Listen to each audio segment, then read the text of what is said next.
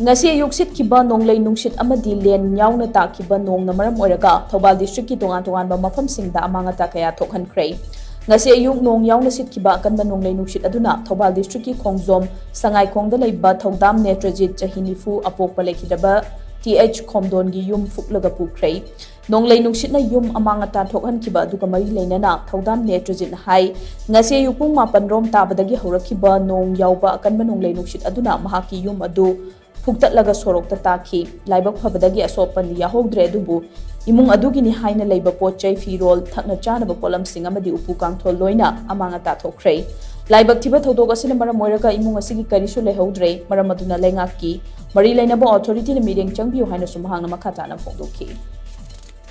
Mapham da digi no silakpan nung sitna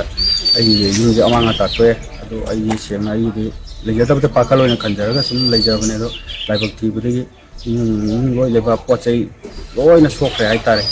so di nu ma ki so dre lai ko de ko na ai sing ja de ni chi college chel ho ji na ko chen thok pati cham ki so dre lak tarung ki sang ma na ni phau nu loi tv nu di phang upu kang do loi na sok ki bai tare ma na sokre na chi de ka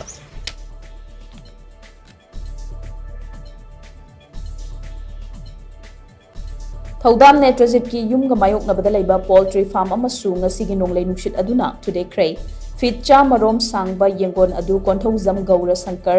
chahinifu manga apokpa ningthozam ibo pisak kauba magini hairi khongjom bazar dagi Sairom Rakesh chahinifu nipan apokpa S Raja kauba miyoi amagi semi paka building amagi jinga amade kansi paithoklaga atoppa yum anida tasinduna Amang-Ata Thok-Hankhre Sairom Rakesh ki jinga amadi kansi paishilakpadagi Amang-Ata Thok-Hankhre yum ani adudi khongjom bazar dagi Sairom nawang chahi yangkhai manga apokpa lekhidaba S Ram amadi Sairom nanaw gini hairi ngasigi Nonglei Nungsit aduda welcome to khongjom haina thaba signboard adu su tekhibaga loinana khongjom gi tongan-tongan Mapham singda Amang-Ata kaya amasu thokhi hairi